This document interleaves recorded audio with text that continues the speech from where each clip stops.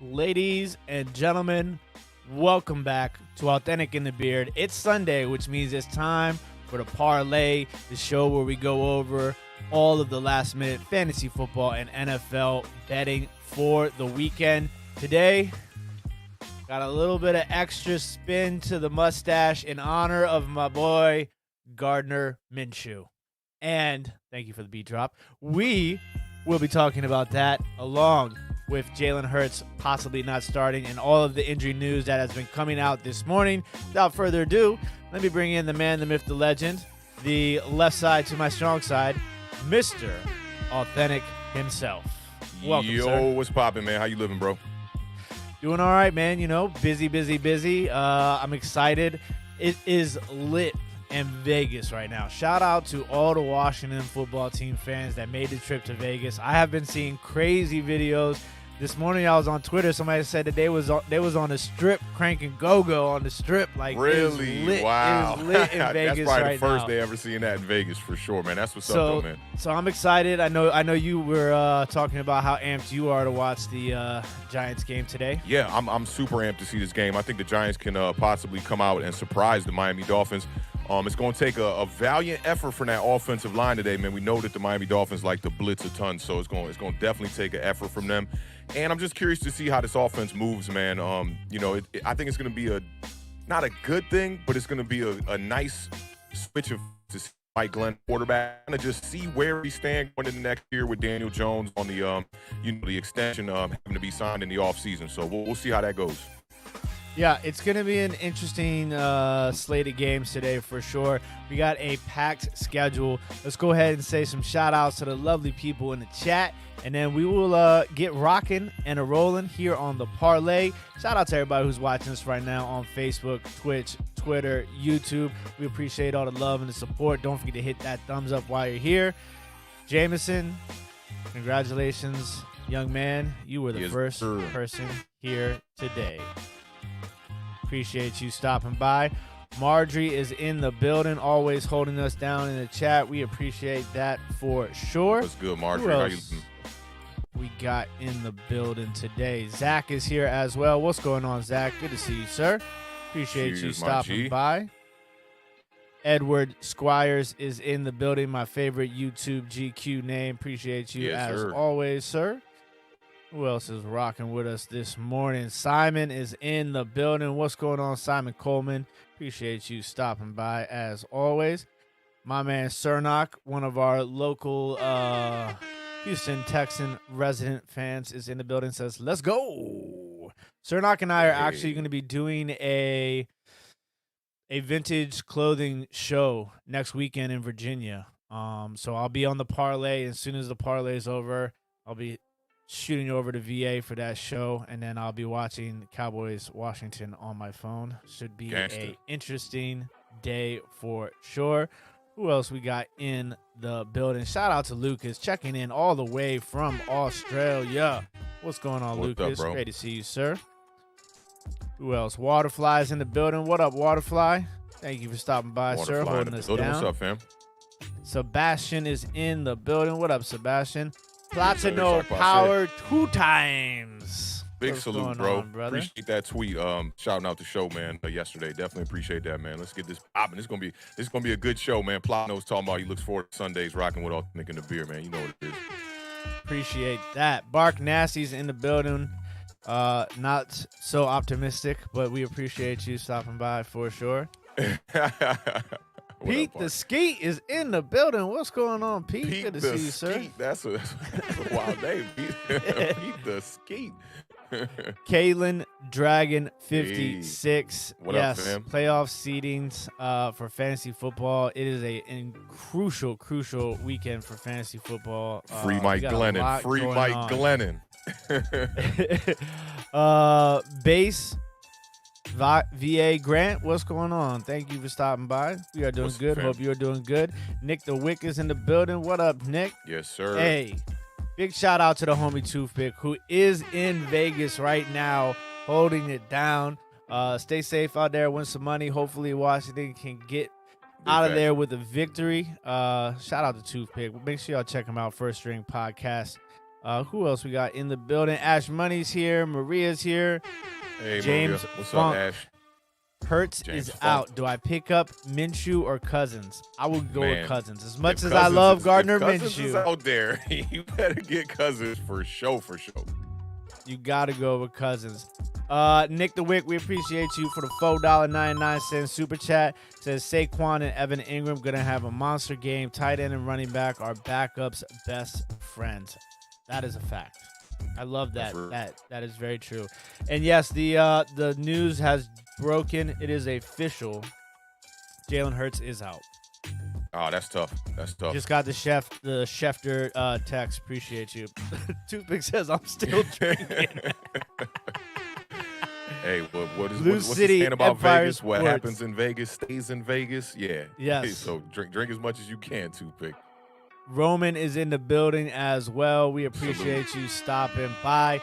Shout out to everybody. Would not be able to do this without you. Gardner Minshew officially starting. I know you're happy about that.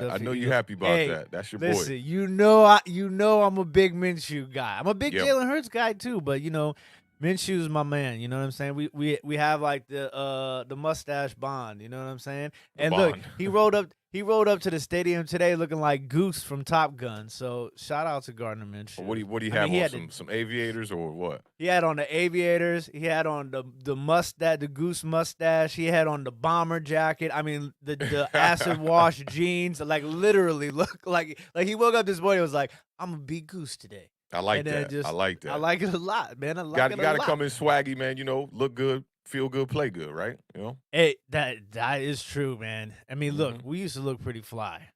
Yeah, I remember you used to have some crazy neck braces and whatnot, but you was cool. A lot of elbow pads and stuff like that. I was an undersized middle linebacker playing tight end, so it was fun. Yeah, fun to stuff. say the least, I mean, right? you guys saw the trophies and the medals, but we'll say that for another day. The trophies and the medals. Let's go ahead and jump right into the games. Ladies and gentlemen, the first game on the slate today is going to be the Indianapolis Colts, who are 6-6. They are 10-point favorites at the Houston Texans, who are 2-9. The over-under in this game is 45.5. Kickoff is at 1:00 p.m. Eastern Standard Time. Man, Jonathan Taylor. I feel like we talk about this guy every week, and rightfully so. The dude is an absolute monster. He leads the league in rushing yards. I'm pretty sure he leads the league in rushing touchdowns now at this point. I got one of them beard flies in my basement right now flying around here. Jonathan Taylor in the first matchup of the Colts versus the Texans, which the Colts won 31-3. He had 145 yards rushing and 2 touchdowns.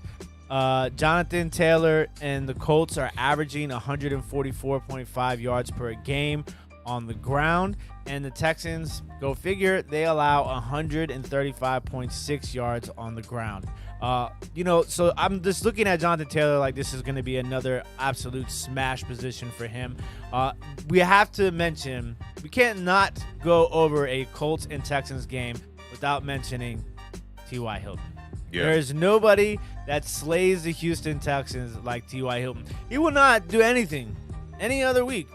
But when he plays the Texans, he's going to put up some numbers. It might not be the crazy numbers like in previous years, but, I mean, he had 80 yards, I think, on 4 catches in their first matchup this year. So, I mean, you got to look at T.Y. Hilton as a very, very low-cost option, especially like in like a DraftKings FanDuel. If you want to just like throw a dart, I like T.Y. Hilton. Another name, the guy that I told you guys about last week who did score a touchdown, who I just continually think you should keep an eye on him for not even just this week, but for future weeks and for future seasons if you're playing Dynasty, Fantasy Football, or anything like that. And that is Brevin Jordan, the tight end for the Houston Texans. I told you guys about him last week. He went out and caught a touchdown. So, I mean, the Texans, they're so... Like, they play really well sometimes with Tyrod Taylor, and then at other times they just look completely god-awful. I don't see how the Colts are a good team. But they're also a little, up and down. That defense has been playing really well, but they ran into, obviously, Tampa Bay last week. And I thought they were going to take that game, but, Tampa Bay came back. I'm going to take the Colts in this game. That -10, though, is a little sketchy. I mean, there's a good chance, they blow the Texans out. I mean, they won 31-3 earlier in this year. I'm gonna take the -10. I'll take the Colts -10. Over under 45.5. I'm gonna take the under.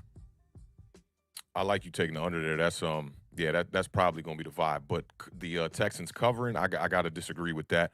I think this is going to be a staple game for the Colts to just show we're in a different class. You saw them go out there against the Bucs, man, and played a tough game against, we know, a playoff team and possibly a Super Bowl contender.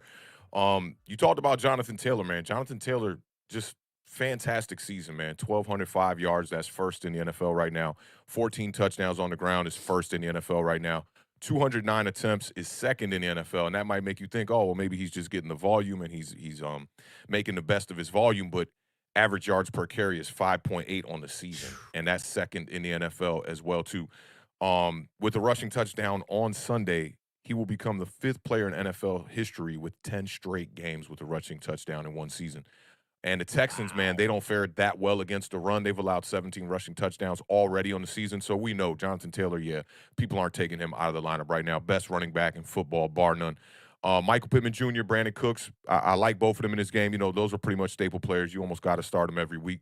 Brandon Cooks, especially now with Tyrod Taylor. But you talked about T.Y. Hilton and his thrashing of the Houston Texans. So his season has been puzzling, to say the least, because he hasn't even broke 200 yards yet as a wide receiver here. Only 15 receptions on the year, which surprised me when looking that up, and 1 touchdown. But I think possibly he might be able to get himself to 100 yards today. T.Y. Hilton's last 100-yard game came against the Texans on December 6, 2020. So that's a long time ago. What year exactly? Yeah, almost a year exactly. So if he's going to get 100 yards in this season, I think it'll happen in this game against the Texans. You talked about him being a killer. So T.Y. might be a guy, if you press him for a wide receiver in your lineup, he might be a guy you might want to slip into the lineup, known to have big games against the Texans. But I'm going to take the Colts in this one, and I'm going to take them to cover 45.5. I think this one will be somewhere around like 31-10, so I'm going to take the under.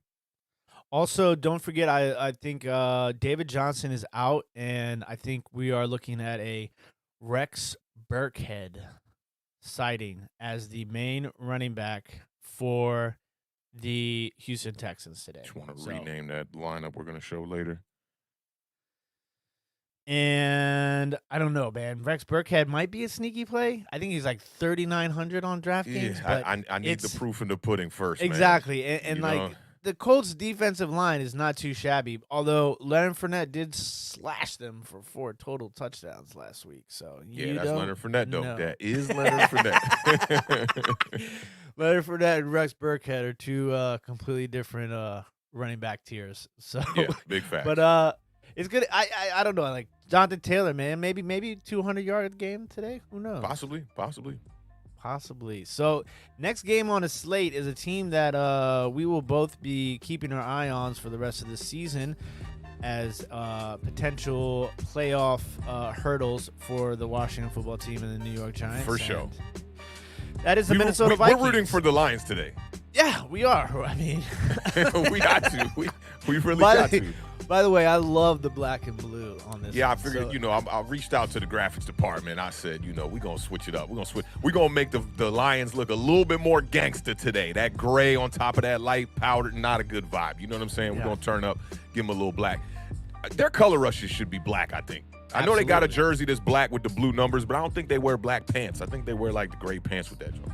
Yeah, all black with the blue would be sick. But the Minnesota Vikings are 5-6. Another team, they have like, I think 5 of their 6 losses are 1-possession losses. They're 7-point favorites heading into the Detroit Lions, who are 0-10-1.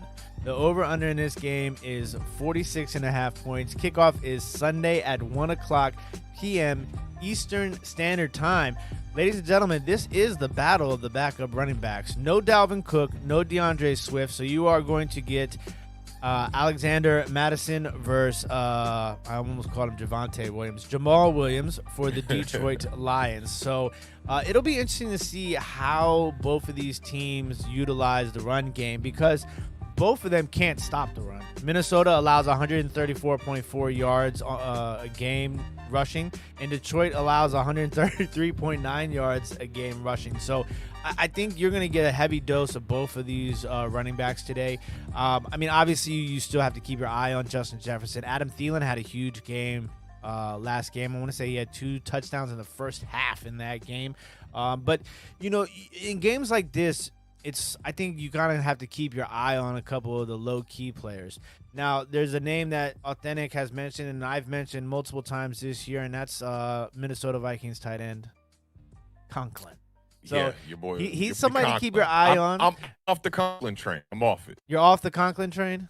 Yeah, I'm off. Osborne's another guy you keep your eye on for the Minnesota Vikings.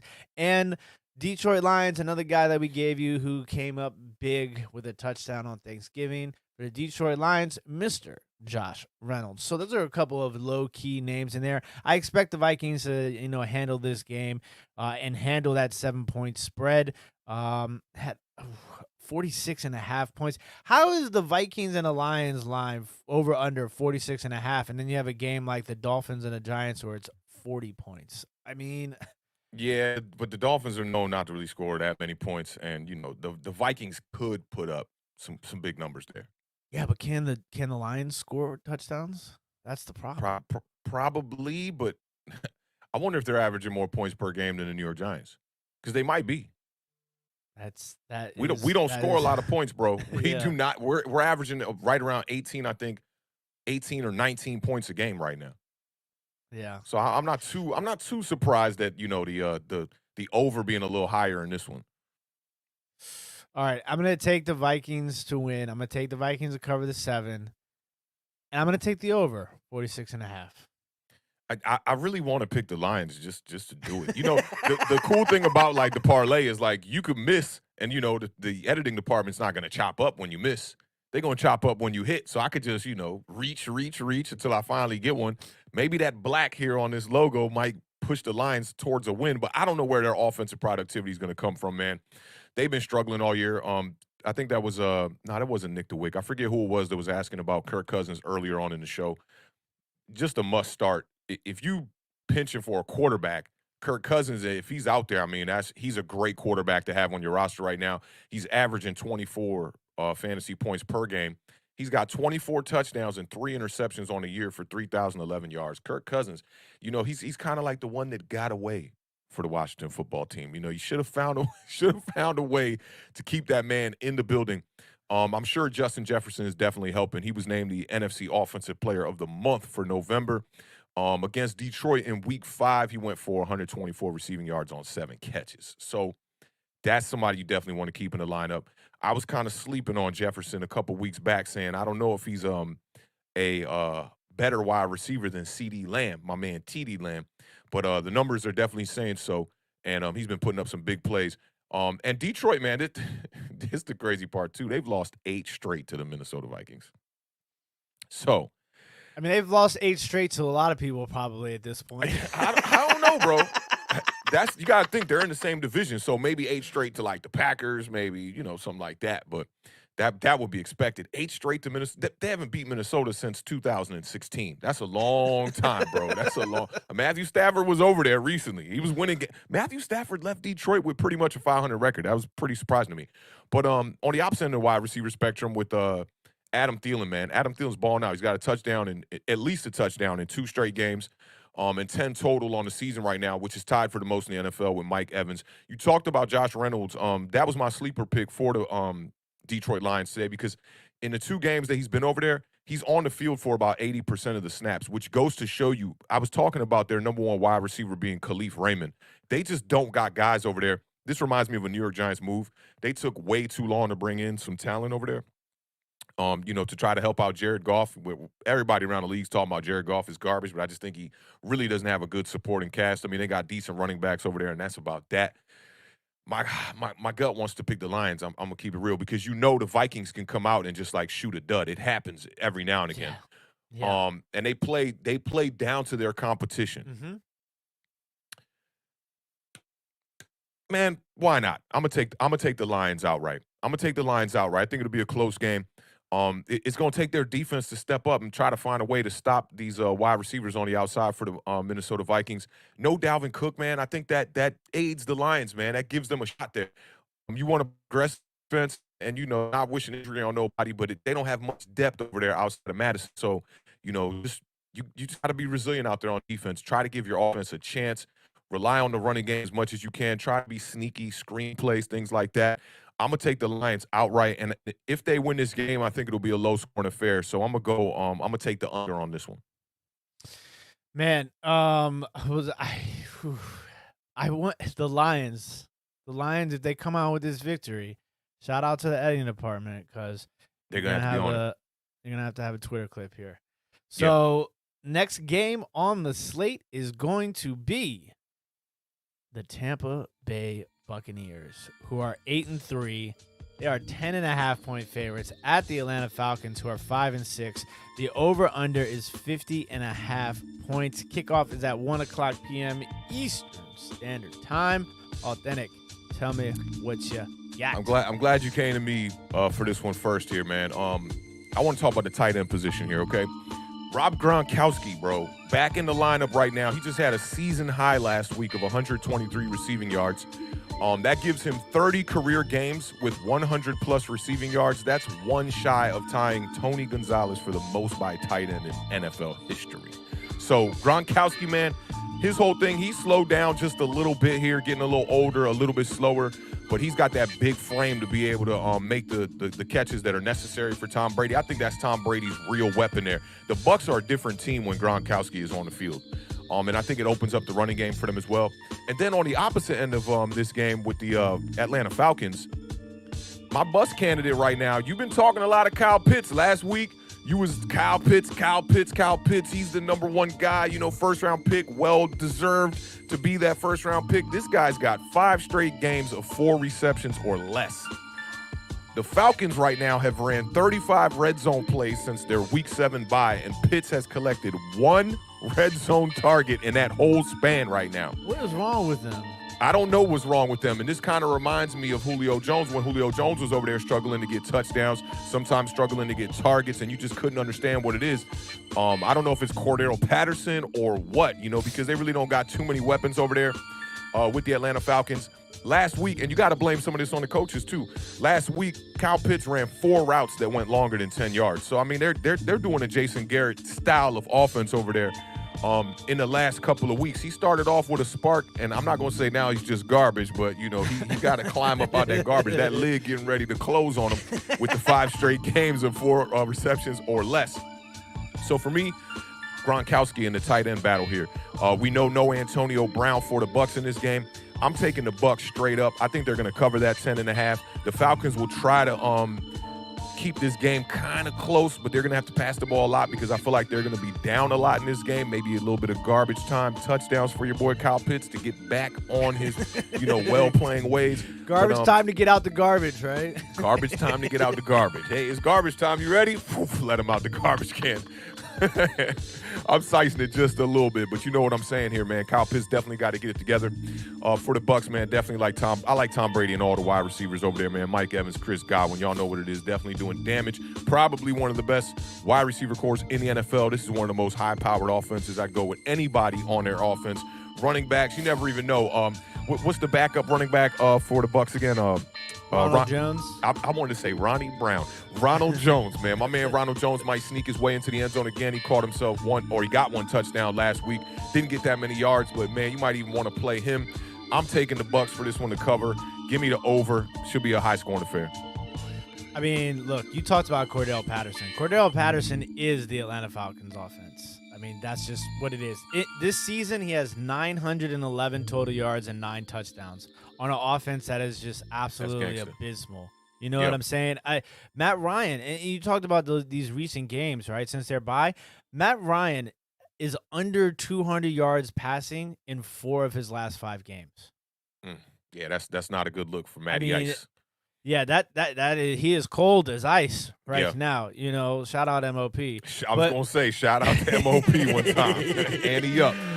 But Tom Brady in the first matchup against the Atlanta Falcons this year had 5 touchdown passes. So I think Brady Gronk Fournette situation is just going to be too much. I'm going to take the Tampa Bay Buccaneers. I'm going to take the Tampa Bay Buccaneers minus the 10.5. And that over-under 50.5. Look, the Bucs gave up a lot of points last week to the Colts. I'm going to take the over. The last meeting between them was 48-25. Yeah, we're going to take the over. over. They're putting up points, man. Watch this one be like 13-10 or something like that. Man, I just saw this tweet too. The Tampa Bay Buccaneers said they're going to reassess the Antonio Brown situation after his suspension is up. So I like that. Maybe he finessed the system in a real finessing way where it's like kind of legit, and he feels like, yeah, even though I didn't go get the shot, the doctor said I got the shot. It's real legit card.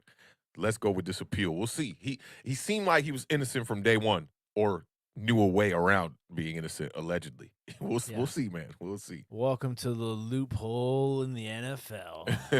Hey, look at this guy. Big shout out to the homie. It's been a minute.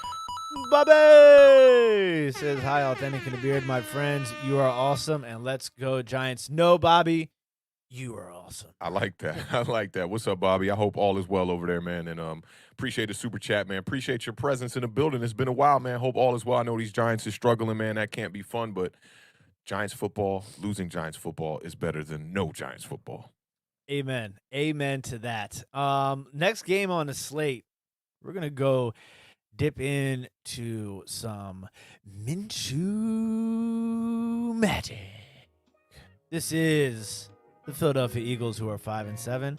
They are 5-point favorites, and they are headed back to New York, but this time to face the New York Jets, who are 3-8. The over-under in this game is 43.5 points. Kickoff is Sunday at 1:00 p.m. East Standard Time. Let me get this one first, Beard. Listen. This is why Awthentik and The Beard is so great, because we already are like telepathically on the same page. Tell me what you got, Awthentik. All right, so look. I don't like talking about the Jets. That's why I wanted to go first, okay? I don't like talking about the Jets. I'm a New York Giants fan, man. Screw the Jets, okay? But this one was very, very alarming to me. The Philadelphia Eagles have never lost, ever, to the New York Jets. They are 11-0. I thought this was going to be a bounce-back game for Jalen Hurts, but maybe this will be a spark game for your boy Gardner Minshew. We all know over here, Awthentik and The Beard, we are big Gardner Minshew fans over here. Always thought that dude was a starting caliber type of quarterback in this league. Surprised to see him get traded for pretty much a bag of chips to the Philadelphia Eagles. I couldn't believe that. I feel like he's better suited with a team like maybe the Bears, or right now maybe with a team like the New York Giants. I mean, we could use a backup if it's not free Mike Glennon, but we're going to see what happens today. Now, the Jets defense is last in the NFL in points allowed per game. They're allowing 30.4 points per game. That's just ridiculous. They're last in yards given up per play, 6.1 yards per play, and they're second worst in opponents' total QBR. They're allowing a 56 QBR out of 100, which is pretty damn good. They're only ahead of the Jacksonville Jaguars in that department. The Jets are one of two teams to not be favored in a single game this whole season. You know who the other team is? Houston Texans. Come on. You know it's them Detroit Lions, brother. Oh, yeah. I thought it was a trick question. Man, I'm like so that, right? I thought the Lions are going to win today, so I lost my mind a little. Now, the Philadelphia Eagles, man, they have scored 40 points in multiple games this season. That's the first time since 2017. And they've scored 30-plus points 5 times. We know about this rushing attack. Unfortunately, that 200-yard rushing streak of 3 games trying to get to 4, that's going to come to an end today with no Jalen Hurts. This game plan with Gardner Minshew is going to have to be totally different. You could disagree. I'm telling you, they not getting to 200. He's got a little bit of poor man's Taylor Heineke over here, okay? And that's not saying that much, all right? Now, the Eagles, they also had 175 rushing yards or more in 5 straight games. I think they will continue that streak, but they won't continue the 200 streak. Give me the Eagles in this game over the Jets. I think the Jets are going to fight. I'll take the Jets to cover in this game, and I'm going to take the under with Gardner Minshew at quarterback. Man, I thought we loved Gardner Minshew here.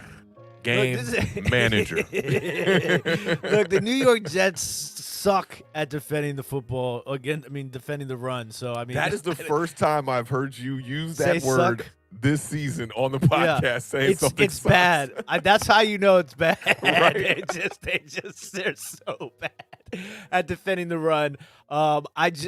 This is going to be Miles Sanders' best game of the season. So, okay. Adding an apartment, get ready. I'm going to take the under on that. Okay. Been Miles Sanders, a little banged up, but Miles Sanders has the best game of the season. I almost said career just now, but he has the best game of the season this year. It'll be interesting to see Gardner Minshew and see who he decides is going to be his go-to guy in this game. I still expect Devonta Smith to have, to probably be the number one primary guy. But, I want to bring back, I can't remember if it was Nick the Wick or if it was Lax Ofofo. It wasn't Lax Ofofo because he just woke up. I think it was Nick the Wick who said he just woke up. Because backup quarterbacks do love a good running back and a tight end. So I think this might be a big Dallas Goedert day too. True. Dallas Earn Goedert that bag. And Miles Sanders, I almost said Miles Smith. Miles Sanders, both of them going to have big games today. Devonta Smith will kind of have his big game. Gardner Minshew is definitely in one of my DraftKings and FanDuel starting lineups today for daily fantasy football. So I'm looking for my man Minshew to, have a little bit of magic. Listen, I'd much rather I feel better about having Gardner Minshew make his comeback game against the Jets than somebody like, Mike Glennon against team. The Dolphins. You hating? Yeah. Are you trying to hate on the New York Giants right now? Is that a dig? I felt it. There is a bit of a difference there for sure. So Gardner Minshew's going to have a better game than Mike Glennon today? Ooh, that's a great one. Yes. Yes. Okay. And Just Miles Sanders has to have over 94 to. rushing yards today to have his best game.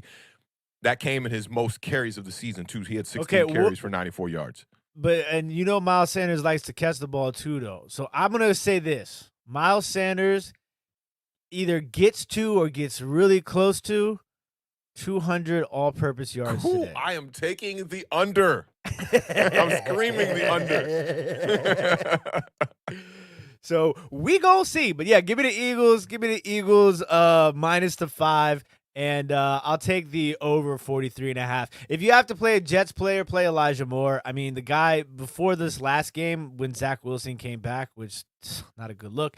Like the few games before then, he had put up double-digit fantasy points in like 3 or 4 straight games. So definitely Elijah Mitchell will be a good comeback player. So if you're doing Elijah Moore, right? Elijah Moore, what I say? Elijah Mitchell. Moore. Yeah. Elijah I always Moore, get them mixed up too. That's why I've placed something inside of my mind to remember Aaron Donald, with that one and Elijah Moore and Elijah Mitchell, bro. Elijah Moore had double-digit fantasy points for like 3 weeks in a row. So I like a Gardner Minshew, Miles Sanders, Goddard stack. Bring back with Elijah Moore. That's where I'm going. So yeah, Eagles will cover, and we'll take the over in 43.5 points too. This is gonna be a fun game to watch. The next game on the slate is the return of the video game himself. Mr. Kyler Murray is back at the helm. Speaking of that video game, that whole Kadarius Toney human joystick nickname. That thing lasted about 1 week. It is. Yeah, there's like, only one no human joystick. You can't use somebody else's nickname on somebody else. Who said that was okay? So wait, who's the OG human joystick? Is it Mike Vick? Bruh, no, it's Dante Hall. Dante Hall, that's who it was. I just got a full-size autographed Dante Hall Kansas City Chiefs helmet, and it's inscribed. It's signed Dante Hall, and then underneath of it says the human joystick. Yeah, we can't be reusing the nicknames. No. We're gonna have to give Kadarius Toney a new nickname here, and I like that it fizzled away a little. So the Arizona Cardinals have the best record in the National Football League. They are 9-2. They are 7.5-point favorites. They are headed to Chicago. The Bears are 4-7. The over-under in this game is 42 points. Authentic, tell me what you got. I got my man Roldy in the building one time. What's going on, Roldy, man? I hope everything's well over there, man. We got another New York Giants game today, man. We'll see how this pans out, man. But this Cardinals-Bears game, let me see. Let me scroll back a little bit. Okay, so Bears back David Montgomery, and accounted for over 83% of Chicago's touches from running backs in both games following their Week 10 bye. So he's going to get the volume for sure. The Cardinals, 40-point pass road game against the Bears, and they've all 6 of their road games this season by 10 points or more. So I love the Cardinals on the road here against the Bears, man. I think they're going to cover that 7.5. The 42, we going to get there, man. Kyler Murray back in the lineup. You talked about him, the video game himself. 17 touchdowns, 7 interceptions on the year, 2,276 yards. And his yards are 5th in the NFL, I believe. Murray's 72.7 completion percentage leads the NFL right now. That dude's definitely playing great football. When healthy, that is the question. We're going to have DeAndre Hopkins back in the lineup, so his main man's definitely going to be there for him to throw the ball. What's going on with the running back situation, man? Chase Edmonds, James Conner vibes. I haven't heard about Chase Edmonds here in a couple weeks. He's been out. James Conner is primed to have a big game today. I'm definitely liking James Conner's outlook for today. How you feeling about the other wide receivers as well for the Cardinals, the Christian Kirks of the world and the AJ Greens? See, this is the thing. If Christian Kirk to me is the solid number 2, and DeAndre Hopkins is back today, but he's going to be a little he's not technically on a snap count, but he might be a little limited as far as his playing time goes. So I'm looking for Christian Kirk to kind of be that 1B. You know what I'm saying? Now, who steps up as the number 2 is going to be the big question. And I like Rondale Moore, but I think AJ Green is probably more suited to have that role. If I had to pick one of the 3 guys, though, obviously I'm taking Christian Kirk. But for me, the big guy is going to be Zach Ertz. Zach Ertz, and before Kyler Murray got hurt, that was his new toy, and they seemed to have an instant connection. And then last week, Zach Ertz had his best game of the season. He had 8 catches for 88 yards and 2 touchdowns last week. Sheesh. So, he had a huge game last week with Colt McCoy out there. So I really like Zach Ertz most in this game offensively. Zach Ertz and James Conner. And then as far as Chicago goes, it's time. Darnell Mooney is the guy. Like, I've said this since the beginning of the season that Darnell Mooney is the number 1 and not Allen Robinson. And everybody thought I was crazy. And now Allen Robinson is probably, I hate to use the word bust, but we can use it in fantasy football. He is probably the biggest bust in fantasy football this year. And it's not, he's up there. Saquon Barkley up there too. Yeah, but this is the difference is until just recently, it wasn't injury related.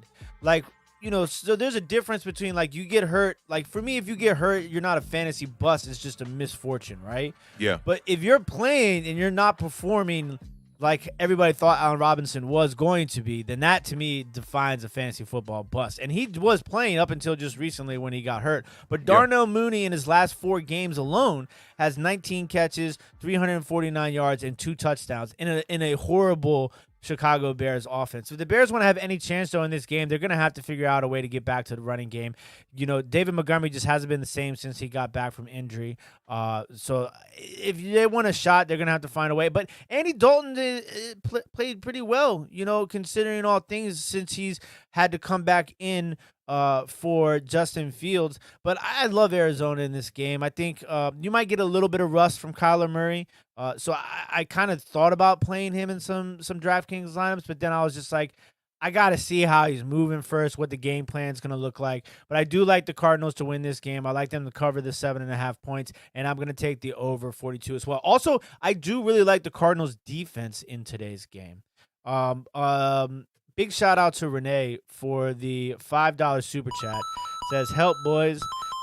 Need my wide receiver 2 from Jamison Crowder, Devontae Parker, Russell Gage, Emmanuel Sanders. Okay, so we'll tackle that one first. There's a whole bunch of proof in there.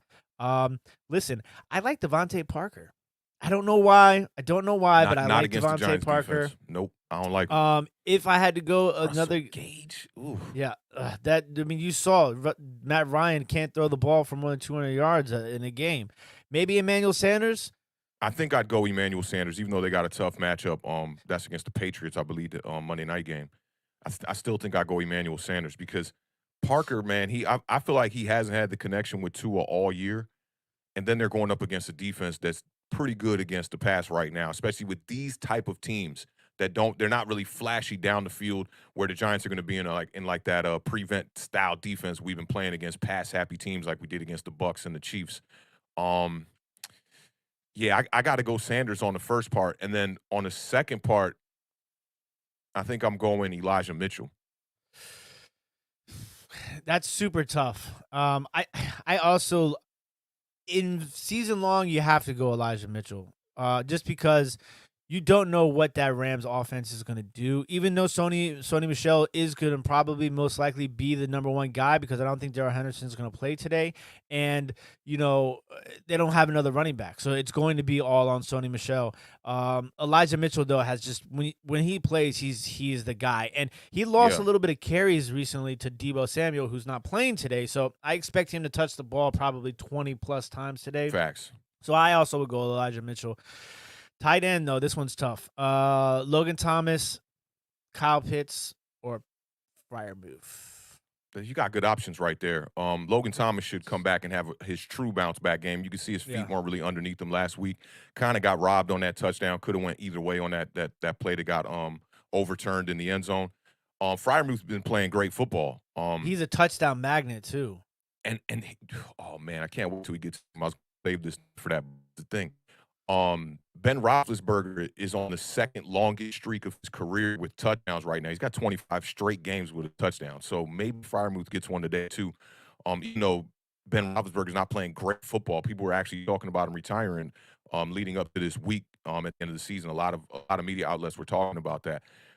You got good options at tight end because Kyle Pitts, he's due for a game today. It's going to be a high-scoring game. We just talked about how the Bucs and the Atlanta Falcons in their first meeting put up over like 65 points together.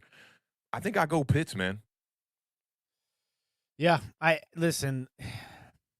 They don't really have many. It's tough. I would love to go Kyle Pitts. I am in this situation similar to this. I'm playing Kyle Pitts on some of my season-long fantasy teams today, and that need wins. If I were to, Freiermuth to me has just been on fire lately. Now, this is a good thing that McGinnis just brought up in the chat.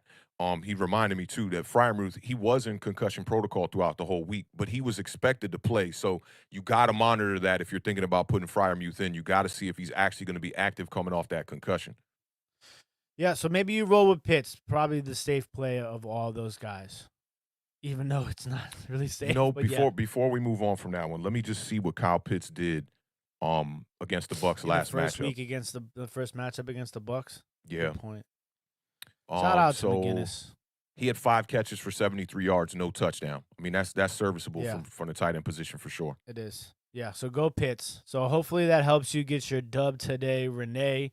Also, big shout out to the homie, Matt McGinnis, the king of OC, who's checking in from Cancun. My guy in the building. What's going on, man? Hope all is well with you, bro. I like this. Speaking of nicknames, how has Sony Michel not been branded the nickname PlayStation? I like that. I definitely like that right there. I see Scotty Booms is in the building one time, man. Shout out to Scotty Booms up here pulled up. We got the whole gang in here. Mark's in the building one time, yo. We got Mark McGinnis. This is like an old party at your crib, Scotty, man. Shout out to all of y'all, man, in the building one time, yo.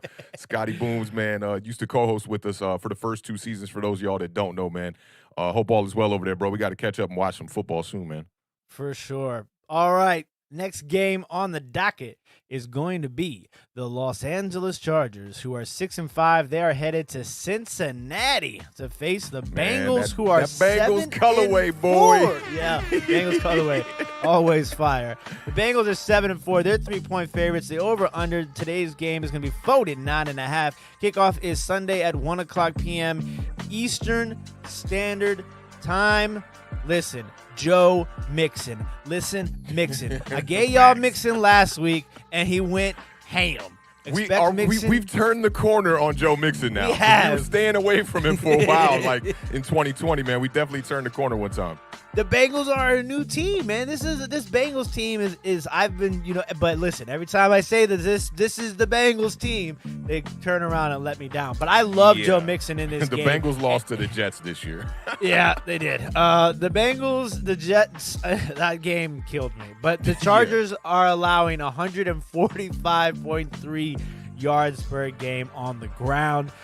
Joe Mixon has 2 touchdowns in 3 straight games. And in those games, he has 352 rushing yards. The Chargers have lost 4 out of their last 6 games. The Cincinnati defense has 2 really good defensive ends in Hendrickson and Hubbard, who have combined for a total 17.5 sacks this season. Keenan Allen, though, 4 straight games with at least 7 catches. So I like Justin Herbert in this game. This is a fun game. This is Justin Herbert versus Joe Burrow, man. This is going to be a great game. You know what I'm saying? This one's at 1 o'clock as well, right? This is the last one. I think it's the last 1 o'clock. Well, the second to last 1 o'clock game. The most important 1 o'clock game for you is the last one. Damn right. I just love this matchup. I think it's going to be a lot of fun. Joe Burrow versus Justin Herbert. I love Joe Mixon. Don't forget about Austin Eckler also. I don't know. Jamar Chase, you can probably go. Listen, the Chargers have a good secondary. Don't be fooled by that their defensive numbers being skewed by their run defense, because their pass defense is pretty good. But I think this is going to be a super exciting game, and this is, to me, one of the toughest games to pick, because the Chargers, they're just so up and down. The Bengals are so up and down. I love both of these teams as underdog AFC teams. I'm definitely taking the over 49.5. I think this game is going to be what we like to call here at Awthentik and The Beard is a boat race. It will be a boat race. It should be a boat race. I will keep it 100. It really should be a boat race. I'm gonna go with the Cincinnati Bengals. And you know what? Like, this your pride picking a little bit, because you like Burrow and you like the Bengals. I know that. Even though you like the Chargers too. I love Herbert too. This is the toughest game for me. Both of these teams are so similar. Yeah, they are so similar. So it can go either way. If I was betting, I probably would not bet on this game, because I think this game is going to be that, it could go either way. It's a coin flip. But if I'm forced to pick, I think I'm going to pick the Bengals at home. I just think that they're in the mix here. The way Joe Mixon is running right now is just out of this world. And you know me, I love a good run game, especially in the month of December. I'm going to take the Bengals. I do think that I would take the Chargers +3, though. Maybe the Bengals win by 1 point in this game, and I'll take the over 49.5. I got you, man. You're definitely right about Joe Mixon, man. He's definitely been balling out. I like that nugget you threw out there with his last 2 games. You said 300+ rushing yards. That's fire right there. And he's the reason why I think things are still looking on the bright side for Joe Burrow right now. Joe Burrow right now, 22 touchdowns on the year, 12 interceptions. I saw, shout out to my homie Diggy. He's LSU fan. He love him some Joe Burrow. And he said Joe Burrow's a top 10 quarterback right now. And I was like, let me go dig into these numbers a little bit. Now, those numbers don't scream top 10. 22 touchdowns, 12 interceptions, especially with guys like Carson Wentz surprising us. Kirk Cousins only got 3 interceptions on the year. We already know about the top guys, the Tom Brady's, the Aaron Rodgers, the Dak Prescotts, and all these guys putting up big numbers to Josh Allen's. But Burrow's coming off 3 quiet games here. 1 touchdown, 1 interception and 190 yards versus the Steelers. He had 1 touchdown, no interceptions for 148 yards versus the Raiders. And he had no touchdowns and 2 interceptions and 282 yards against the Cleveland Browns. This year he's averaging 17.2 fantasy points per game in PPR, 2,835 yards on the year. That says you're Baker Mayfield to me, kind of. You're in that realm of quarterback. He has a good wide receiver core over there. We know that. But Jamar Chase, he's also been on a bit of a slump. Got back-to-back games with 3 receptions or under. And under 40 yards in those games as well. He hasn't had over 50 yards in 4 weeks straight after that hot start. I don't know if teams are starting to figure something out here. In 4 weeks, he has 2 touchdowns, though, so he is still finding a way to get up in the end zone. I like Jared Cook at tight end for the Chargers in this game. He's in my starting lineup. He's been in my starting lineup, even though he had a slow week last week. He was shut down against the Broncos last week. But the Bengals have allowed the second most points to tight ends over the last month. So I'm looking for Jared Cook to shine in this game. I'm a little bit iffy on Mike Williams, but we know Mike Williams is very just touchdown dependent, big play dependent. In his first 5 games this season, he was averaging 10.2 targets a game. And now in his past 6 games, he's only averaging 5.8 targets. So he's lacking the targets. Keenan Allen is still the clear-cut number 1 over there. I was about to say the San Diego Chargers, but with the Chargers. But I think you got a good eye to, if you start either one of them. Obviously, Keenan Allen's probably a guy you're going to put in slot 1. Mike Williams could maybe be a guy you place in the flex or maybe at your second wide receiver slot, depending on what kind of leagues you got here. But now, as far as this game, who's going to win this game, I do think it's going to be a battle of the quarterbacks. And to me, Justin Herbert is the better quarterback here in this situation. And he's got the better weapons, more proven, more seasoned weapons over there. And he's got just, the deep down-the-field threats with Mike Williams. So if he can find a way, my thing is like this. If Mike Williams gets in the end zone, the Chargers are definitely going to win this game. I'm going to go ahead and take the over, and I'm going to take the Chargers outright. Shout out to my homie, DeAndre, big Chargers fan. We should be at that Chargers game versus the Giants, but it's not looking like it. But shout out to DeAndre. I think they're going to get a win today. So Booms brought up an interesting question. I think both of us probably have the same answer. If you were starting a franchise tomorrow, Burrow or Herbert? Yeah, I'm going Herbert all day. Yeah, I think I'm going Herbert too. Nothing against Joe Burrow, but I just think Justin Herbert's got a little something extra right now at this point in his career. Who do you think has more touchdown passes today, Herbert or Burrow? Herbert. I'm gonna say 3. Herbert. Yeah, 3 touchdown passes for Herbert. And his touchdown interception ratio is not that much higher than Joe Burrow. Justin Herbert is at 24 touchdowns, 10 interceptions, which looks like an Eli Manning season at the end of the year. 66% completion percentage, 3,230 yards. His quarterback or his passer rating on the year is 96.5. Speaking of Eli Manning, the next game on the slate, talk about transition, is going to be the New York Football Giants, who are 4-7 and fighting for their playoff lives, are headed down to Miami, and they're not going for a boat trip. They're going to play the Miami Dolphins, who are 5-7. The Dolphins have now become a whopping 6.5-point favorites. The over-under in this game is 40 points. Devontae Parker is back for the Miami Dolphins. And speaking of wide receivers, Jalen Waddle, I heard this today and I was kind of shocked, is, believe it or not, 5th in the National Football League in receptions right now. Ooh, 77. Which is, 77 which is kind of crazy. Look, this game is obviously the free Mike Glennon game. And free Mike Glennon. Y'all know what it is. Giants Nation is in the building. So, I like Saquon Barkley in this game, too. The Dolphins' defense has been playing really well. The Giants' defense has also been playing pretty well over their victories so far in the last 5 games. I want to say they're 2-3 in their last 5 games, or 3-2. I can't remember. But I want to pick the Giants, and you guys know, you've watched this show enough. I have had more than one occasion of faith in the New York Giants this season.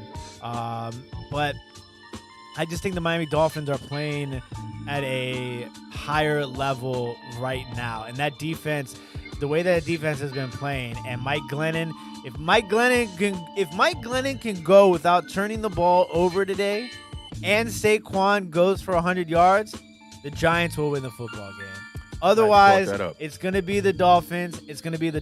I don't think the Dolphins cover, though. I think the Giants make this a game. So I'll take the Giants plus 6.5 just in case Glennon doesn't turn it over and Saquon goes for over 100 yards. Otherwise, Dolphins will win, but Giants will cover. The over-under is a disgusting 40 points. I feel weird taking under on 40. And we got 40 people watching right now. I'm going to take the over. I love it, bro. I love it, man. So this might be the last time I can show this graphic, so I figure we'll pull this up one more time before the Giants, take on the Miami Dolphins today. Playoff picture entering week 13 here. You got the Giants down there at the bottom. We are in the hunt, and that's all we can ask for.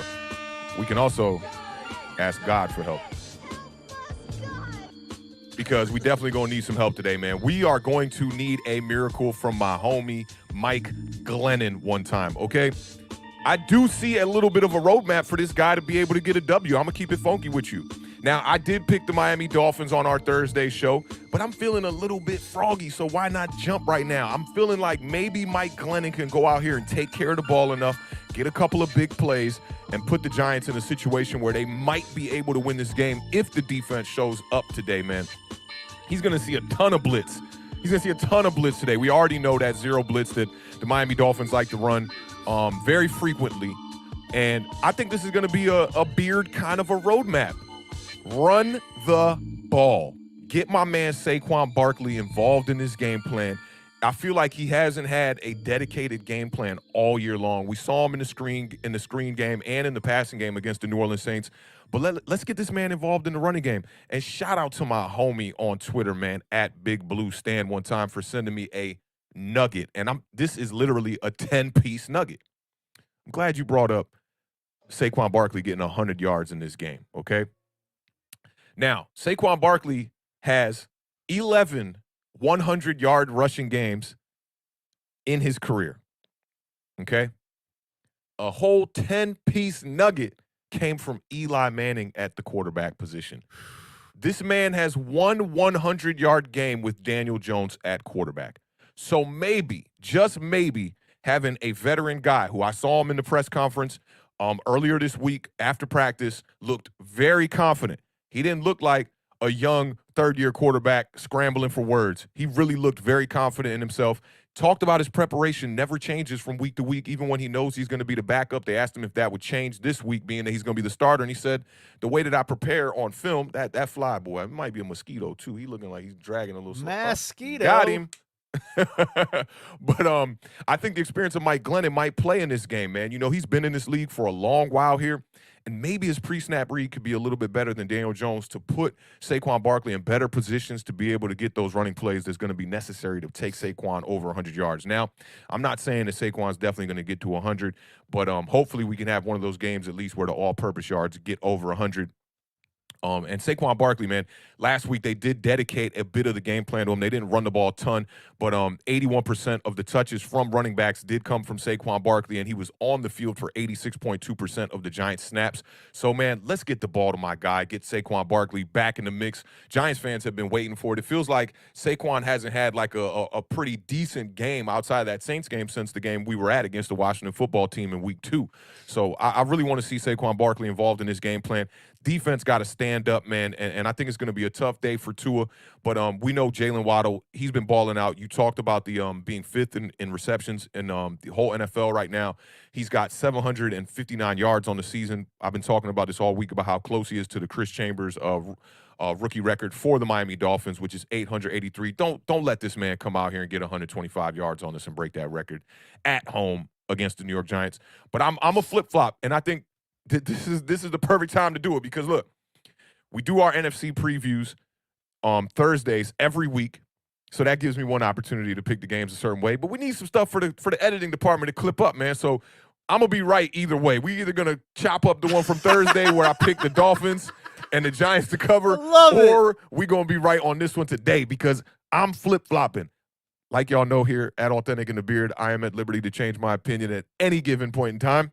Today, I'm changing that opinion. I'm feeling good. I don't know what it is. Maybe it's because we got a new quarterback out here, and I've been ragging Daniel Jones' average play for about 5 weeks here in a row. But I'm feeling good. Like, I'm looking at that clock like, are we there yet? Are we there yet? You know, I'm feeling like a kid in the back seat on a road trip. So I'm taking them Giants, man. Not only am I taking them, I'm taking the Giants outright. We're going to win by at least a touchdown. We're going to score over 20 points in this game. Mike Glennon. Free Mike Glennon. Y'all know what it is, Giants Nation. Let's get this dub. Oh, man, that's going to be a great clip if it happens. We shall see, man. We shall see. And, you know, before we move off this game, I did tweet out the other day. I almost want to pull up the tweet verbatim because it was worded like so perfectly, okay? Let's pull it up. Let's pull it up, okay?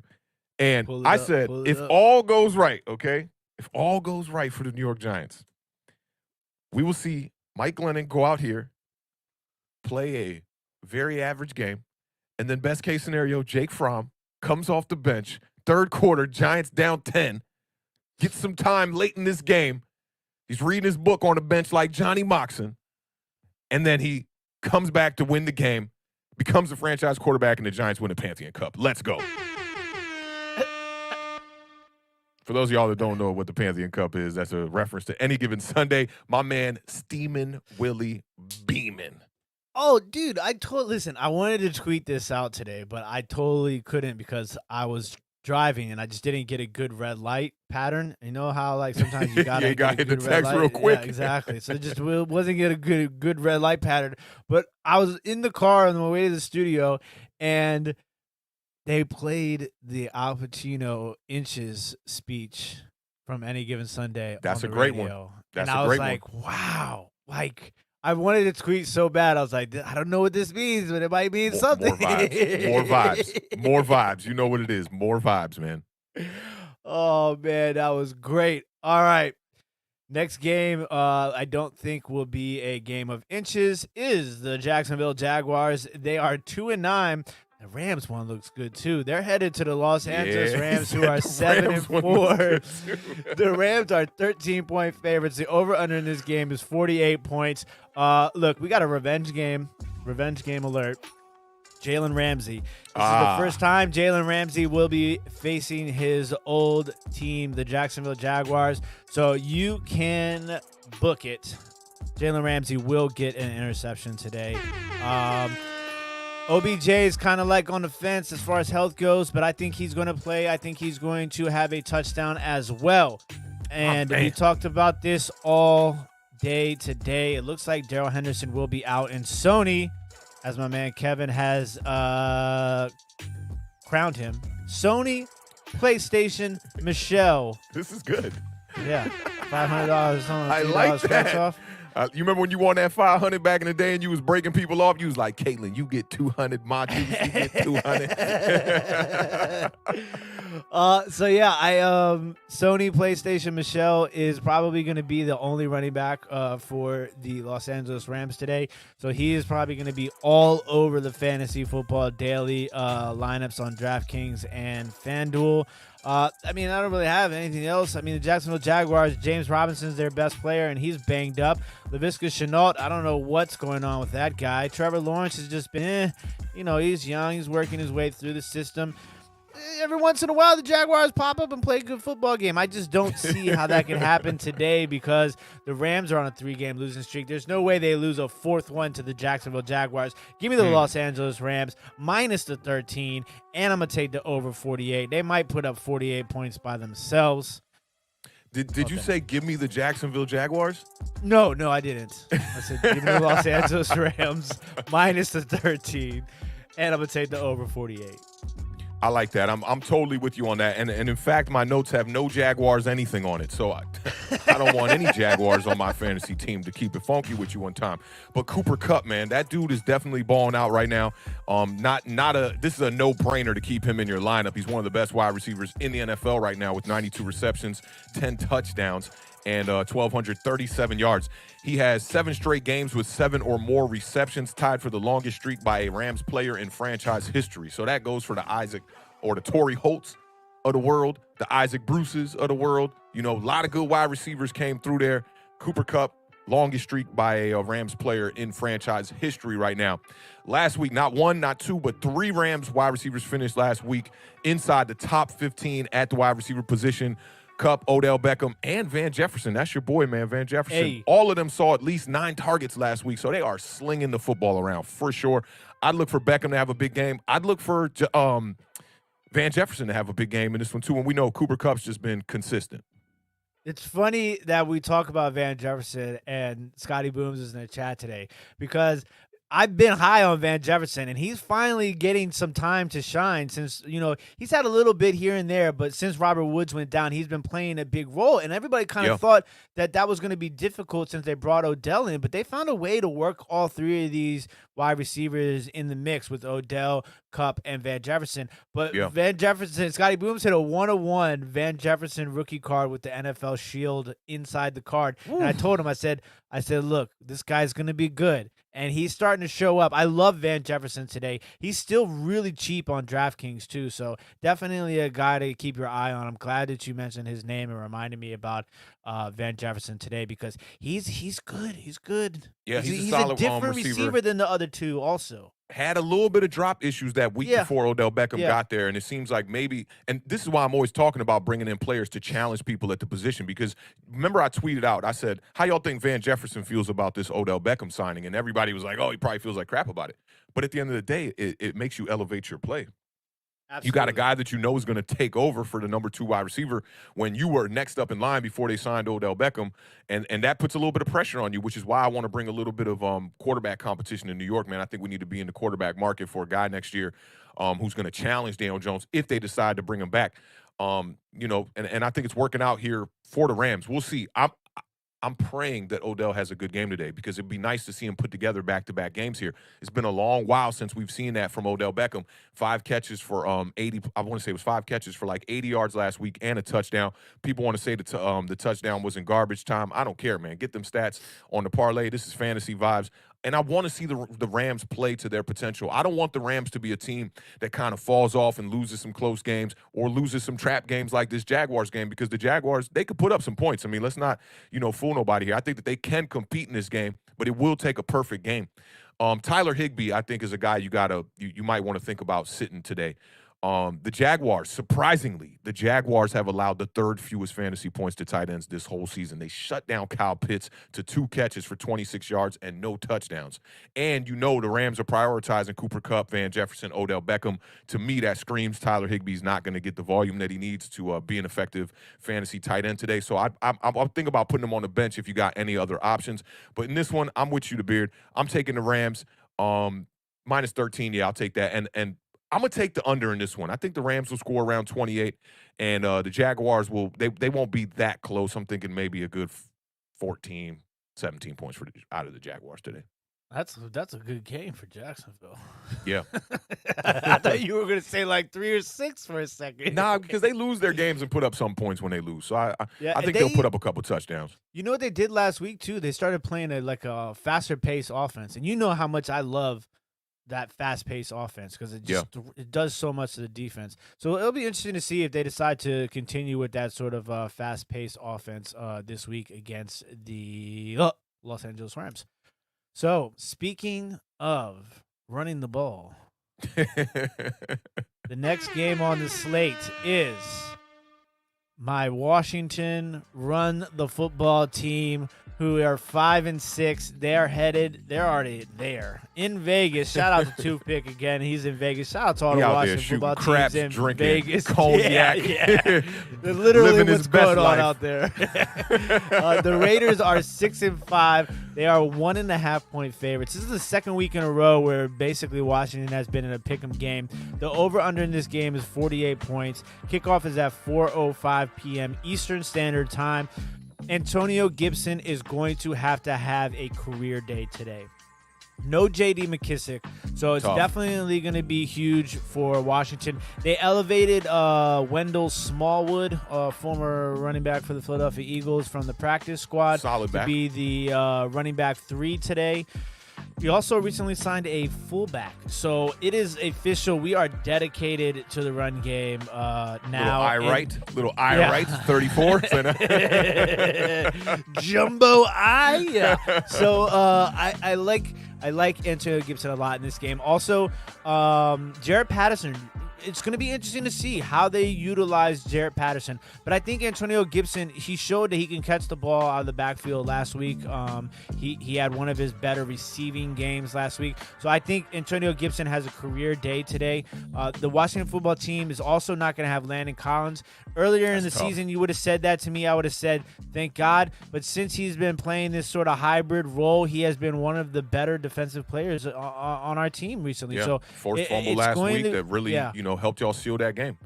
It's going to be interesting to see how things are rotated now defensively. They are going to have to keep an eye on Deshaun Jackson because he is capable, obviously, of burning a team like Washington, who has had these mental lapses throughout the course of the year where there's miscommunication on the back end of the defense. Hunter Renfrow, I still think no matter what, Hunter Renfrow has a good game today. We went over the third down in the red zone stats on Thursday's episode. If Washington wants to win this game, they're going to have to do better in the red zone, and they're going to have to do good on third down. The Raiders cannot convert third downs, so Washington has to take advantage of that and get off the field on third down. But I still expect Hunter Renfrow to have a big game. And obviously, one of the names that we have talked about when Darren Waller went down earlier in the year is Foster Moreau, the tight end for the Las Vegas Raiders. He's another guy who's dirt cheap on DraftKings. He'll probably be rostered by almost everybody at one lineup or another on DraftKings today. But all that being said, I just think that the Washington is running the ball at a winning rate and in a winning fashion right now at this point in the season. And I think that Washington will find a way to win this game. It's not going to be easy, but there is not an easy game for Washington football team ever. It feels like I'm on the edge of my seat every single game. I'm going to take the Washington football team to win this game. And I'm going to take the under 48 points. Under 48. Okay, so I'm looking at this is going to be a close game. I definitely think this will be a close game. I got Washington covering in this one. I think the Raiders are going to pull out a victory here. The Raiders are kind of fooling us a little bit. They have a winning record, but they don't look quite like a winning team. And I don't know if that's because of all the turmoil they've been dealing with this season. But Washington right now is 1-5 against the spread against teams with winning records this season. So I don't know if the Raiders are quite a real winning team. That's the real big question mark. Can't forget this is a revenge game too. Your boy Jack Del Rio. Oh yeah, I heard that one this morning on the radio. Yeah, forgot about that one. Used to be over there with your boy Derek Carr. I want to say it was 2017. He was the defensive coordinator. So that's a good thing because he's going to know Derek Carr's flaws. He's going to know how to play against him. And I think that does help out Washington in a game where this should be close, only 1.5. You talked about Hunter Renfrow. He's been a top 11 fantasy wide receiver in PPR leagues for 3 of the past 4 weeks.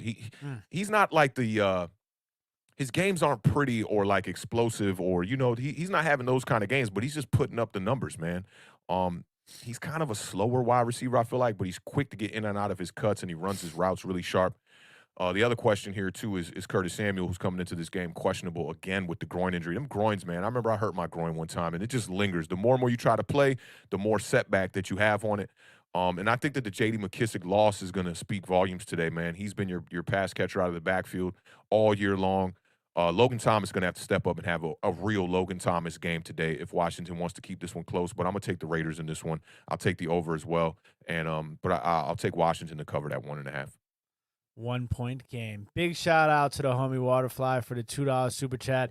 999 Hi Nikki. Sometimes all them nines run together and I forget which 9 I'm on. Yeah, you running let me just go back. Big shout out to Tuto for the $4.99 super chat. Says salute, Awthentik, the New York Giant legends of all time. Drop by to pay our proper respects and slap all slimy, stinky Eagles fans. I watched it. I watched Ace Ventura the other day, bro. Oh, yeah? That movie, it's amazing. Okay, first off, when you get older, you really get to understand these jokes a lot better. But the first scene where he's delivering the package, he's kicking the box. He delivers this beat-up box that has glass in it. It says, fragile on the package. Dude, gets the box, and it's, just completely beat up. But he's just using the box to distract that guy who has the little white, small lap dog so he could steal it.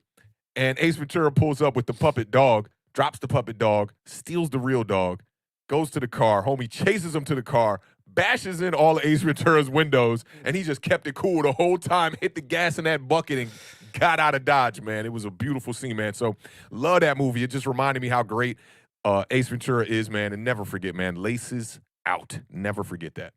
Yeah, never forget that. And you remember one last scene from that movie when he pulled up to Ray Finkel's mom's house, right?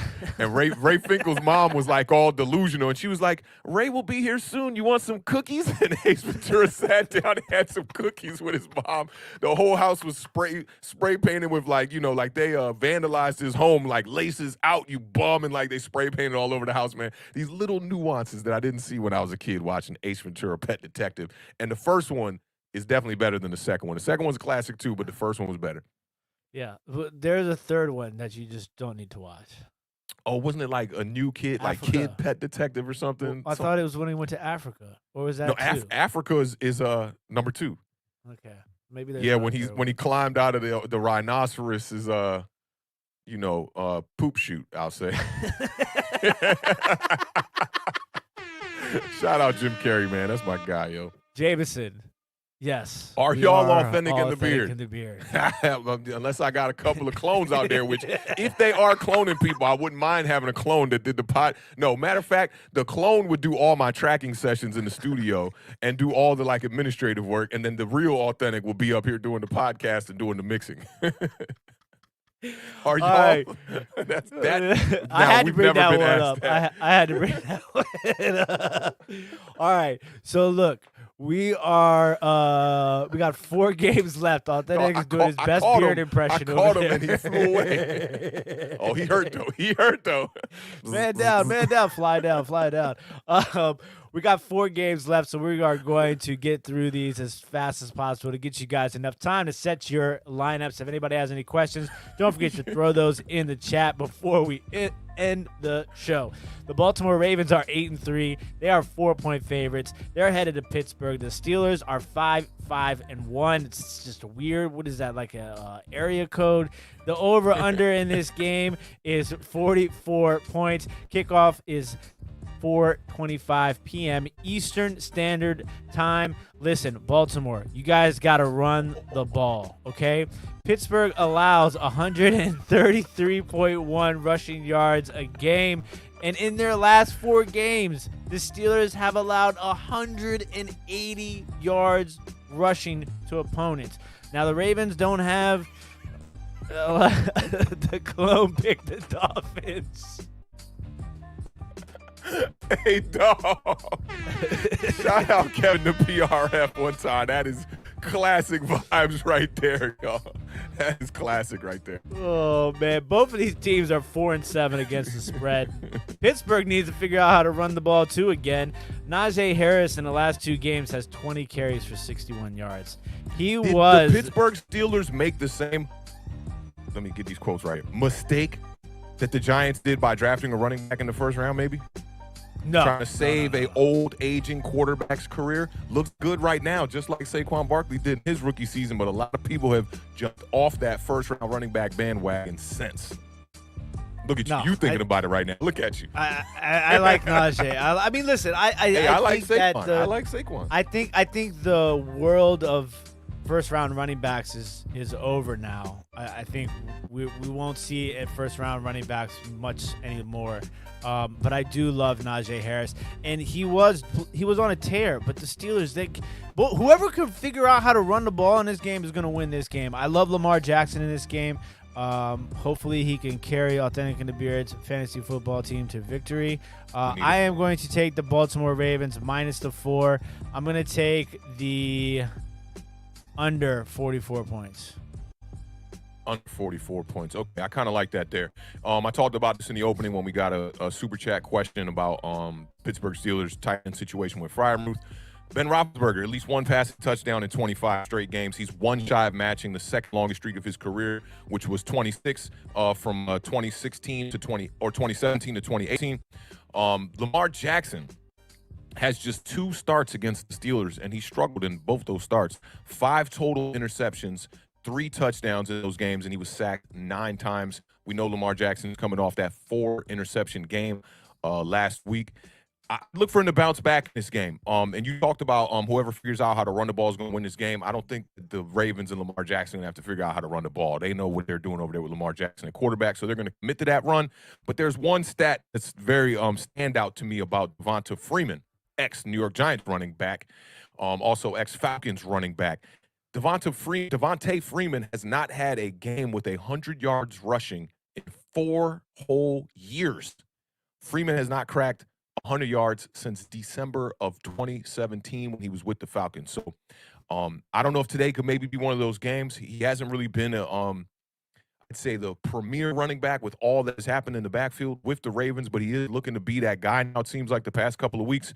And we also talked about Pat Freiermuth a little bit in this game. In the tight end position, we know Mark Andrews, man, he's just been a beast all year long for us. Definitely been balling out, and one of the number one reasons why we were on that 6-game winning streak with the Awthentik and The Beard fantasy team. But I do like Freiermuth in this game. He scored double-digit fantasy points in 4 of his last 5 weeks. We talked about him being in the concussion protocol, so keep your eyes on that if you want to start him. He's in a great matchup here against the Ravens. They've allowed the 5th most fantasy points to tight ends this season, so I really like him. I got to take the Ravens in this game. You talked about whoever figured out how to run the ball. I think the Ravens are going to figure that out first. And, I agree with you on the first-round running backs is probably a thing of the past, and I think we can both agree that a first-round running back cannot save an aging quarterback. Granted, Ben Roethlisberger, 25 straight games with a touchdown. Not looking that great this season. I've seen some low lights from him, especially that one where he just kind of scrambled out the pocket and threw the ball at one of his linemen's back. But I got to go Ravens in this game. I think the Steelers will keep it close. So I'll tell you what. I think the Steelers will cover that 4. And 44, let me see. I think we hit exactly 44. I think we'll hit exactly 44. No, I'm going to take the over. 24-21 Ravens. There we go. I like it. Shout out to Tuto for the $4.99 super chat. Says, we've been on a winning streak against all odds because we refuse to bend, break, or lose. Never quit, and defeat ain't any option. It sure ain't. Never quit. I like that.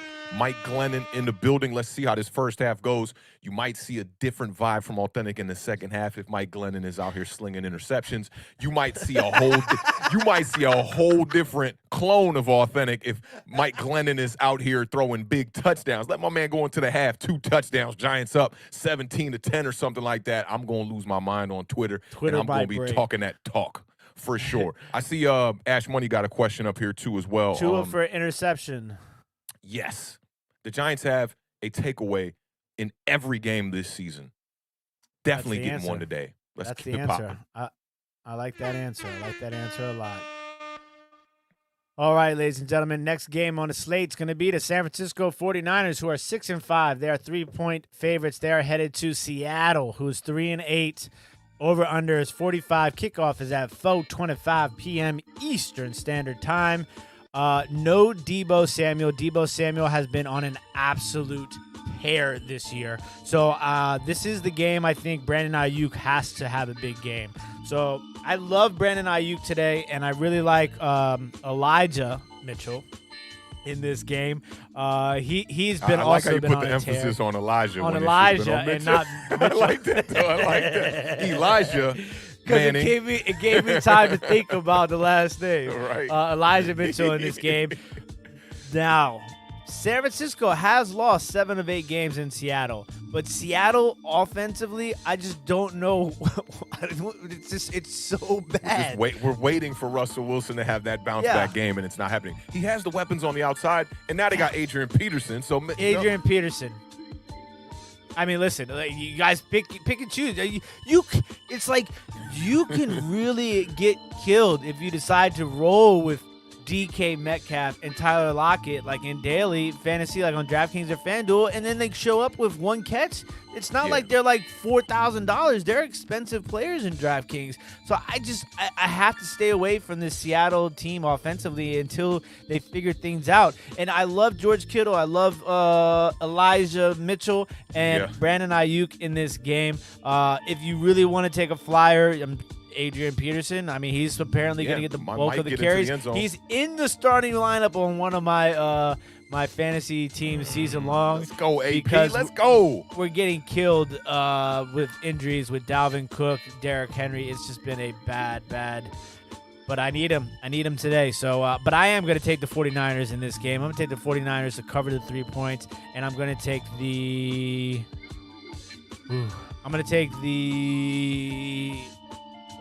over 45s because we got 49 people in the chat right now.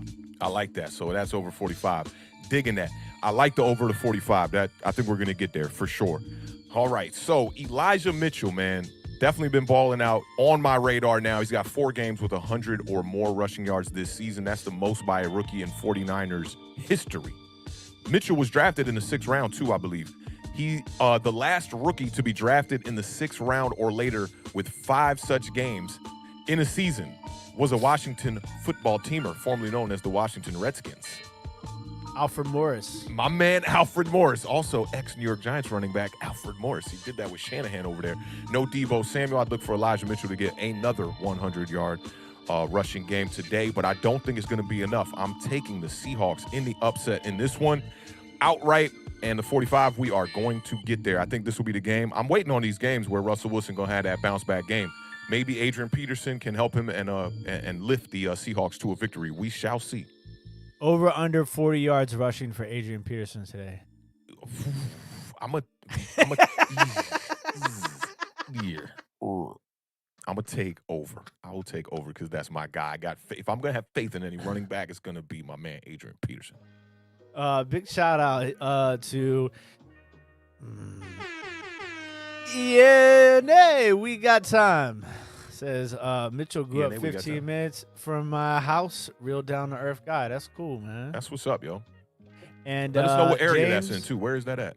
Yeah. James Jones says I can start 3: Fournette, Mixon, Patterson, Barkley, Jacobs. I'm gonna go Fournette, Mixon, Patterson. Start 3: Fournette, Mixon, Barkley. Let's go, man. Giants Nation is in the building. Hey, just hit me in the Twitter DM. I'll give you the real answers for real on that one. But Giants Nation is in the building until we get off air. You know what it is. Oh, man. Next game on the docket. We go into the nighttime. The Denver Broncos are 6-5. They are headed to Kansas City to face the Chiefs, who are 7-4.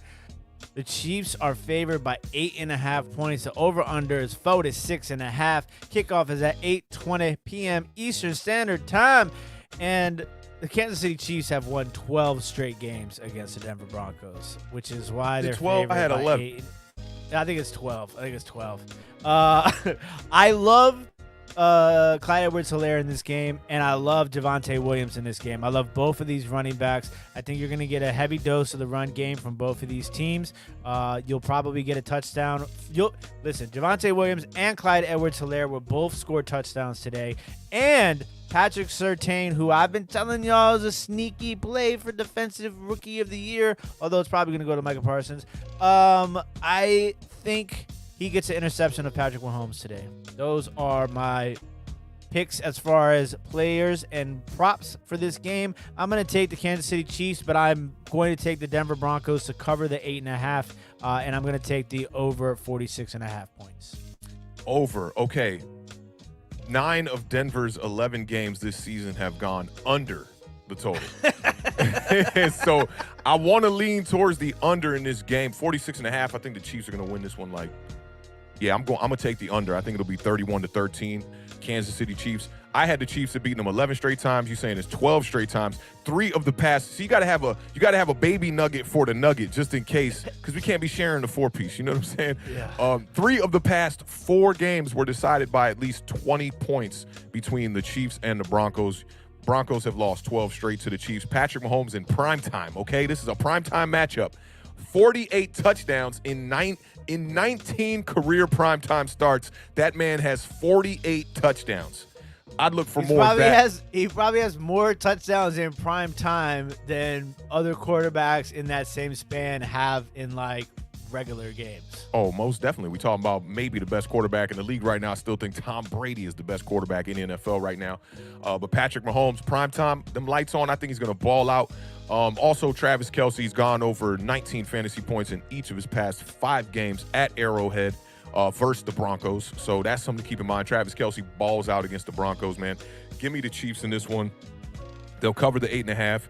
And the over-under, I'm going to take the under. I think this one's going to be a good 31-13 Kansas City Chiefs. Oof, man. This game, Monday Night Football, the battle for first place in the AFC East is going to be the New England Mac Jones. Who? Patriots. Mac Jones. Who? Mac Jones. Who? They're 8-4. They're headed to Buffalo, who's 7-4. The Bills are 2.5-point favorites. The over/under in this game is a surprisingly low 40.5 points. Matt Breida might be a sneaky play for those Buffalo Bills at running back. So keep your eye on that guy. Listen, New England has won 6 straight games. In the span of those 6 straight victories, the score has been 35 New England, 11 other guys. So it's not like they're just, they're winning from pretty significant point differential here. The craziest stat, though, is in the last 3 games, New England hasn't allowed a second half point. Golly. So, you want to talk about clutch defense? That's clutch defense. J.C. Jackson is leading the way for that New England defense. He's got 10 interceptions on the year, 7 in his last 4 games. Look, the Bills are going to have to find a way to score points. That's all there is to it. Now, if the Bills, because the Patriots don't want to get in a shootout style with Buffalo. So if the Bills can score points, this sounds crazy, right? If the Bills can outscore the Patriots, they'll win this game. For real? So that's just the Bills got to find a way to score, and their offense has been up and down this year. They're going to need somebody to step up, one of those secondary receivers. I think, are you there? Okay, I think you froze for a second. Emmanuel Sanders, Cole Beasley, or Dawson Knox. One of those 3 guys is going to have to step up and have a big game outside of Stephon Diggs if the Bills want to put up points in this game. But I like Buffalo. I'm going to go Buffalo. I think the streak ends Monday night for the Patriots. I'm going to take the Buffalo Bills minus a 2.5, and I'm going to take the over 40.5 points. I don't know, man. I like Bill Belichick's odds right now against Josh Allen. You talked about the 7 interception in his past 4 games, the 25 touchdowns on the year and the 10 interceptions. To have 7 in your past 4 games is kind of sketchy. But last season, Week 16 versus the Pats, Josh Allen completed 75% of his passes for 320 yards and 4 touchdowns. In his prior 4 career games against New England, he completed 50.4% of his passes and only averaged 183 passing yards with a total of 3 touchdowns and 6 interceptions. So that last game in Week 16 is pretty much the lone game where he balled out against the Patriots. I think it's gonna take a sneaky game out of Dawson Knox. I think the tight end matchup in this game is pretty interesting. Each of the tight ends between Hunter Henry and Dawson Knox have 7 receiving touchdowns on the season. That's tied for the lead among tight ends right now. And I'd keep an eye on your boy Kendrick Bourne. I talked about him last week. I said he was going to have a big game, and a big game is what he had. 5 receptions for 61 yards, 2 touchdowns on the day. I don't know if he'll have that big of a game, but look for Kendrick Bourne to at least get 1 splash play in this game. Know about Mac Jones. Good to see Damian Harris healthy in this lineup. I think they'll rely heavily on the running game, a little bit of play action, some quick short passing from Mac Jones. I'm taking Patriots in this one for the W, and I'm going to take the under. I think it'll be an ugly game where Bill Belichick holds Josh Allen in check, pun to the Belichick, and it'll be a low-scoring one, I think. I think we'll see like a 22-19 type of game here. Maybe like 20, more like 20-19. 20-19, so right under that line. Yes, but I got the Bills covering. Maybe a 2019, 20-17 vibe. Maybe we'll see. But I got the Bills covering. We'll see how that goes. Shout out to Kevin, the PRF. He's been on one today. He's been on one today, man. He's been on one today. Yeah, so listen. This is going to be an interesting day of football, ladies and gentlemen. Yeah. We have put together a DraftKings lineup. Well, I put together a bunch, but we decided on this one. This will be the lineup that we enter into one of the larger dollar amount contests, which we haven't yet cashed in completely. We keep getting close, but we keep losing out like on one player. But we're going to go with Justin Herbert, and our running backs are going to be Sony Michel, who was just dirt cheap and looks to be the number one guy with Darrell Henderson out. We're also going to go with James Conner, the touchdown machine. Brandon Ayuk to have a big game in the absence of Deebo Samuel. Keenan Allen to stack with Justin Herbert. And then DeAndre Carter is going to be our sleeper pick for the Washington football team. If he can just catch a touchdown, then he'll, basically pay for what his salary is on DraftKings. Rob Gronkowski to have a big game at tight end. And then Joe Mixon, who's been on a tear. Hopefully he can hold things down for us. And then the San Francisco 49ers hopefully can capitalize on that Russell Wilson haven't been back to his magic offense in the Seattle-San Francisco game. So that is the Awthentik and the Beard official DraftKings lineup for today's 1 o'clock and 4 o'clock games. Hopefully, I see Marjorie was asking about my score from the Giants game. I got us winning by a touchdown. I can't remember the exact score I said, but I'm going to go somewhere like 24-17, maybe 27-20 kind of vibe, something like that. Giants getting over 20 today. Forget that. Book it. I thought you were saying something there. I was like, no. Did I lose all you? I said book it. I should mess with you. Listen, if Mike Glennon throws for 4 touchdowns, we'll print free Mike Glennon t-shirts for everybody. Let's go 3. So. Let's go 4. We'll print the t-shirts. 3. See. Free Mike Glennon season is upon us. All right, ladies and gentlemen, we hope you guys enjoyed today's show. Hopefully we help you win some fantasy games, win some bets, but more importantly, win some meaningful football games a la the Washington football team and New York football Giants. We both got football in our names right now, so we'll see. Yeah. We'll I like see how the it ring goes. on our name a little bit better. Yeah, yours is a little bit better. Listen, okay, before I let Awthentik sign us out. The Washington football skins. Listen, whoever needs to hear this, do not rename our team the Commanders. Okay? Oh, that'd be crazy. Please don't do it. That's it. Yeah, I definitely feel you on that, man. Well, shout out to everybody still in the building, man, that tuned into the parlay today, man. This was another good episode. A lot of popping fantasy advice. I got to run in and set up my lineups here right before, these games kick off. I'm super excited for this 1 o'clock game with the New York Giants, man. I will be in the Entertainer and Bad Dog stream, just chopping it up with y'all in the chat. So pull up, man. Everybody from this stream, make sure y'all pop in over there. And I'll see y'all there. Y'all know what it is, man. Biceps in the chat before we get up out of here. Left side. Strong side. In the building one time. Y'all know what it is, man. Raise that bar. Keep raising that bar. Every day you get a chance, man. Wake up, raise that bar. And also keep living those dreams. And y'all know what? I'm rocking the coffee mug today. This is a message for all of y'all, man. Maybe we can wake up on Monday if I can get this to focus. Let's get it back here, man.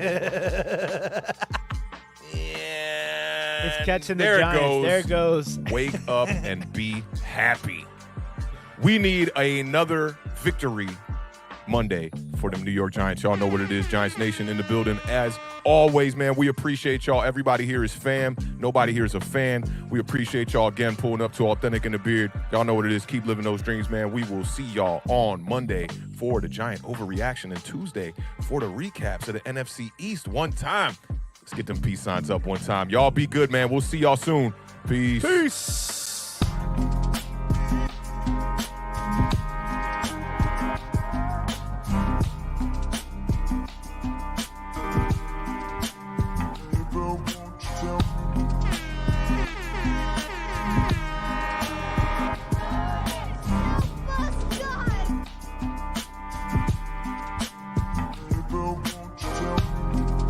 Spike don't care.